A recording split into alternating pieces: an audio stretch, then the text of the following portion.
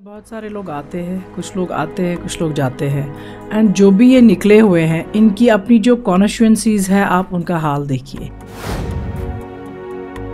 हमारे पास तो उनको ऐसा कुछ मिलेगा नहीं, ना ही पैसे मिलेंगे, ना ही उनको ऐसी सीट्स मिलेंगी जो ऑलरेडी वो रिजर्व हो चुकी है। आज़ाद साहब छोटे बच्चे नहीं हैं, उनको पता है पार्टी क्यों बनी है और किस वजूहात पे बनी है।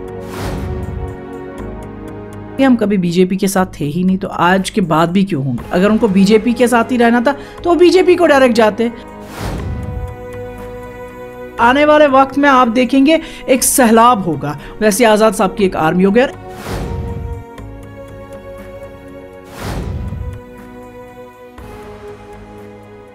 राहुल गांधी की भारत जोड़ो यात्रा रवाह माह के आखिर में जम्मू कश्मीर पहुंचने वाली है और इससे कबल ही इसका असर देखने को मिला, क्योंकि हाल ही में कांग्रेस को अलविदा कहकर डेमोक्रेटिक आज़ाद पार्टी का दामन थामने वाले 17 अहम सियासी रहनुमाओं ने फिर से कांग्रेस में वापसी की है। ऐसे में इसका असर डेमोक्रेटिक आज़ाद पार्टी पर क्या पड़ा और क्या एनसी और पीडीपी के ऐलान के बाद अब राहुल गांधी की भारत जोड़ो यात्रा में डेमोक्रेटिक आज़ाद पार्टी भी शामिल हो सकती है?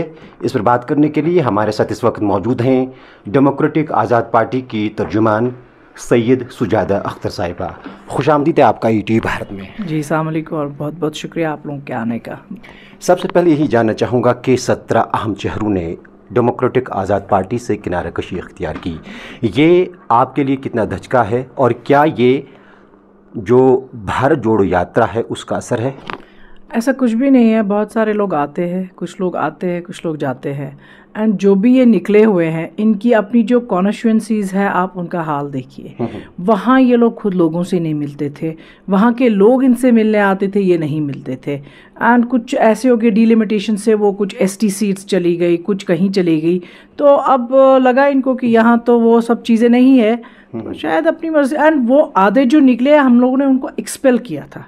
उसमें जैसे ताराचंद जी है या डॉक्टर मनोहर सिंह जी है, वो सारे तो एक्सपेल हो गए, वो थोड़ी उसमें बोल सकते वो चले गए, उनको तो निकाला गया है। उनके उसके बाद भी वो आना चाह रहे थे, बट हम लोगों को वो सियासत चाहिए, वो सियासतदान चाहिए जो एक साफ़ सुथरी पॉलिटिक्स करे, किसी का केस ना हो या किसी ने किसी को लूटा ना हो। हमें वैसे चाहिए। हमें ये कल को लोग ना पकड़े कि आप लोगों ने तो वहीं से उनको ही लेके आए और जो ना ऑलरेडी केसों में इन्वॉल्व है या उनके प्रॉब्लम्स है या वो अभी भी कोर्ट्स में वो जाते रहते एंड लोग उनको पसंद ही नहीं कर रहे, तो हमें उनको क्या करना है? अच्छा, नायब वज़ीर आला ताराचंद समेत बहुत से ऐसे कद्दावर लीडर है इसमें जिन्होंने आपसे किनारा कशी इख्तियार की, आपको नहीं लगता है कि असर पड़ेगा? और ये भी सुनने में आया है कि मज़ीद कांग्रेस में वापसी कर रहे हैं।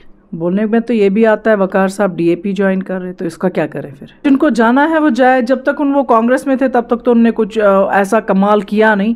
अब वो आगे जो उनके साथ वापस जुड़ रहे हैं तो उनकी तावीज़ें बना के उनको रख ले, शायद उनके काम आ जाए। हमारे पास तो उनको ऐसा कुछ मिलेगा नहीं, ना ही पैसे मिलेंगे, ना ही उनको ऐसी सीट्स मिलेंगी जो ऑलरेडी वो रिज़र्व हो चुकी है। हमसे क्या उनको? हाँ, ये बात है कि वो आए भी खुद ही और चले भी गए। किसी को आज़ाद साहब ने हाथ पकड़ के नहीं, ज़बरदस्ती नहीं लाया, वो उस वक्त आए खुद से, अपनी मर्ज़ी से आए, और अगर जा रहे तो उनकी अपनी मर्ज़ी है। वकार रसूल साहब की आपने बात की कि वो भी डीएपी में शामिल होने वाले हैं, और उन्होंने कल कहा कि 2-3 ऐसे लीडरान हैं जिन्होंने मिसगाइड किया है आज़ाद साहब को पार्टी बनाने के लिए। ऐसा कुछ भी नहीं है। आज़ाद साहब छोटे बच्चे नहीं हैं, उनको पता है पार्टी क्यों बनी है और किस वजूहात पे बनी है। और जब उन्हें पार्टी बनाए, वकार साहब को अच्छा पता है उन्हें पार्टी क्यों बनाए। अब उनको लोगों को बहका रहे हैं, आज़ाद साहब वापस आ रहे कांग्रेस में, क्योंकि लोगों को डाइवर्ट कर रहे हैं। उनको पता है कांग्रेस के साथ है ही नहीं कोई, तो अब इन बातों से शायद लोग आ जाए। बाकी सारा J&K देख रहा है आज़ाद साहब के पास कितने लोग आ रहे हैं और हर दिन की क्या ज्वाइनिंग्स होती है। ऐसा हाल है कि अब हमारे पास हमारे ऑफिस में उतनी जगह नहीं होती, हमें पार्क में करना पड़ता है प्रोग्राम। इतने लोग जुड़ रहे और खुद से आते हैं, ये नहीं कि उनको बोलते हैं कि आप लोगों को जी हम लोग वो लालच दे के, लालच नहीं कुछ होती है, बस एक सिंपल होता है जो मैंने काम किया है उससे भी अच्छा मैं चाह रहा हूँ। और आपने देखा होगा मैनिफेस्टो उनका क्लीन एंड क्लियर है यहाँ की रिस्टोरेशन ऑफ स्टेटहुड, यहाँ के लोगों के लिए लैंड, यहाँ के बच्चों के लिए जॉब, यहाँ की एजुकेशन को बढ़ावा देना, ना कि लोगों को बोलना बिजली तो पावर, बिजली तो पावर अब ख़त्म हो गया है। लोग यहाँ चाहते हैं कि मेरा बच्चा है वो यहाँ रह के काम करे, मेरी एक स्टेटहुड थी तो वो स्टेटहुड ही वापस आ जाए। और अगर यहाँ बच्चे ड्रग्स की ओर खींचे जा रहे तो क्यों? यहाँ के बच्चों को उससे दूर करना है, ये नशा और चीज़ें उससे दूर रखना है, उनका फ्यूचर देखना है, वो कैसे बच सकते हैं, उनका फ्यूचर कैसे बुलंद हो सकता है। तो ये मैनिफेस्टो में क्लीन एंड क्लियर बोला गया। बाकी बोलने में कोई भी कुछ बोल सकता है, एंड जिनको जाना होगा वो जा सकते हैं। बाकी जो आज़ाद साहब के फॉलोवर्स थे जो है वो कहीं नहीं जाएंगे। शुजात जी, हमने ये भी देखा कि कई सियासी रहनुमा ये कहते हैं कि आज़ाद साहब ने जो पार्टी बनाई थी नेशनल सतह की बनाने का वो कह रहे थे, लेकिन अब वो इलाकाई पार्टी तक भी महदूद नहीं रही।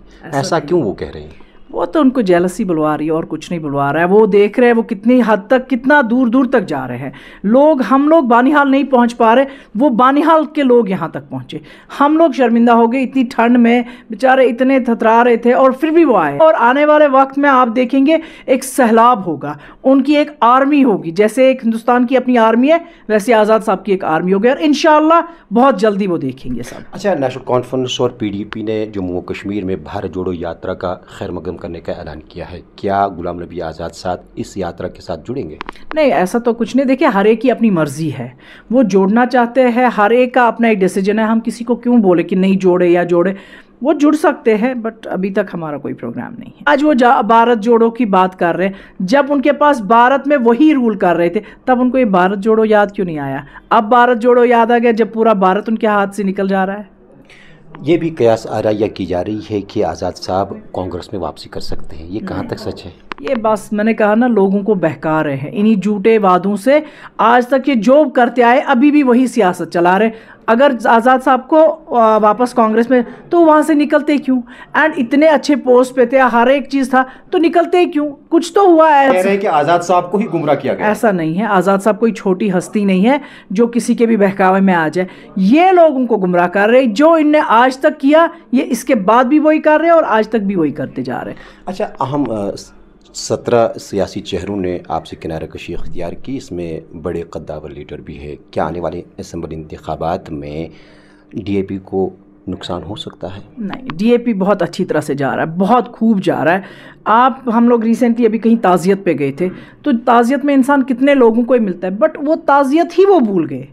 हमें लग रहा कि यार हम तो ताज़ियत के लिए यहाँ आ गए, तो ये क्या था? ताज़ियत वहीं रहा और इतने लोग जुड़ गए कि हज़ारों में लोग जुड़े। और यहाँ लोग थे कांग्रेस में जस्ट बिकॉज ऑफ आज़ाद साहब, तो लोगों को उसी चीज़ में वापस शायद जोड़ना। बट लोग आज क्लीन एंड क्लियर है और सबको पता हुआ है कि ऐसा कुछ भी नहीं है। वो आज़ाद साहब है तो वो आज़ाद साहब ही रहेंगे, चाहे किसी का कुछ भी बोलना हो, बट लोग उनको उसी नाम से जानते। और लोग जम्मू कश्मीर ने सारा हिंदुस्तान जो ही गुलाम नबी आज़ाद साहब का नाम लेते हैं तो खड़े हो जाते हैं, एक एजड लोग तक। अच्छा, ये बताइए कि DAP और जम्मू कश्मीर कांग्रेस को आप कहाँ देखती है? DAP आई थिंक आप सब देखते भी होंगे, और कांग्रेस के वही 60 लोगों की हालत है। बाकी DAP आप देख रहे कहाँ तक जा रहा है, चाहे लोलाब ले ले, चाहे बानिहाल ले ले, चाहे जम्मू ले ले और चाहे श्रीनगर में ले ले, हर एक जगह DAP बहुत ऊंचा जा रहा है। और इंशाअल्लाह मैंने आपको यही बोला ना, आने वाले दिनों में आप देखेंगे एक सैलाब होगा, वो भी श्रीनगर से होगा, बाहर से नहीं। और कोई एडिटिंग नहीं होगी जैसे लोग कर चुके हैं एडिटिंग, तो एक ही बंदे को 4 जगहों पे दिखाया है, वैसा नहीं होगा। और ओपनली होगा, जो आज तक आज़ाद साहब लोगों को देते आए हैं वो इंशाल्लाह आगे भी वैसे ही चलाएंगे। अच्छा, चंद दिनों से हम देख रहे हैं कि कांग्रेस में बहुत सारे ऐसे लोग हैं जो नए सिरे से जुड़ रहे हैं, या तो पहले कांग्रेसी थे या दूसरी पार्टियों से होकर कांग्रेस से जुड़ते हैं। आपको लगता है कि कांग्रेस मजबूत हो रही है अब?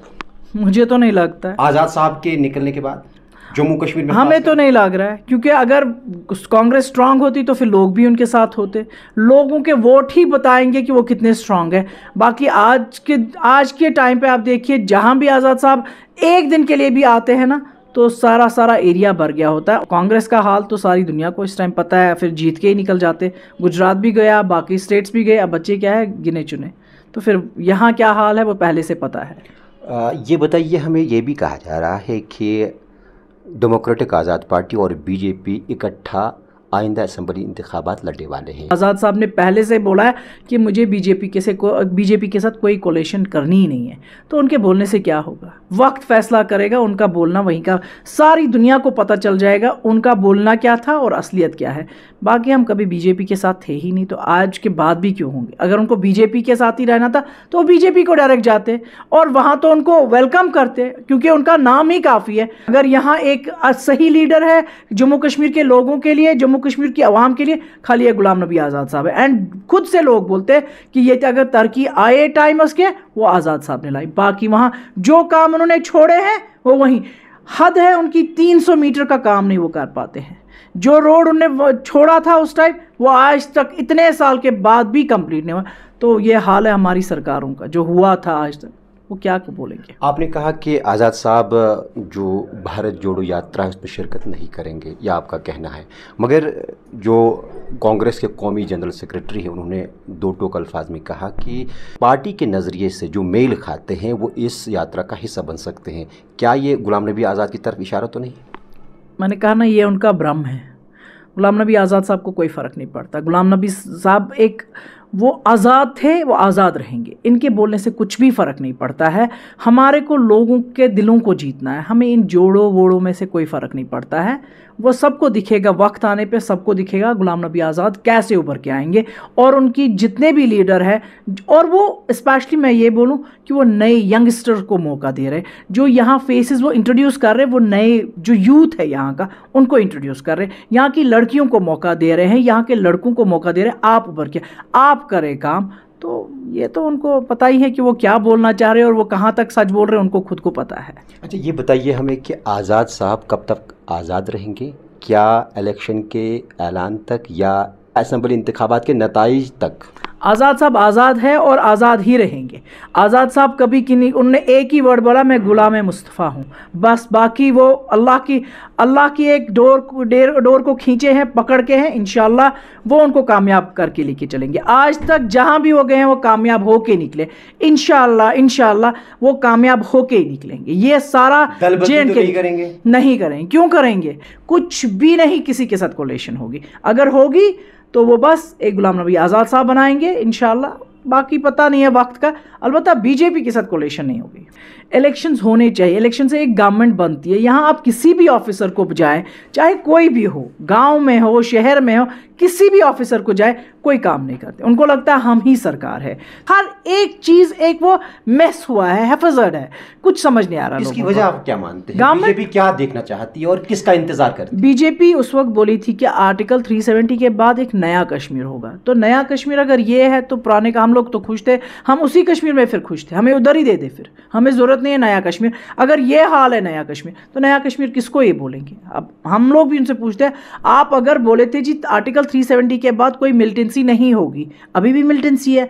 जहाँ जाए काम नहीं हो रहे, जिस डिपार्टमेंट में जाए, कोई भी डिपार्टमेंट में आप देखिए काम ही नहीं हो रहे, लोग परेशान हैं।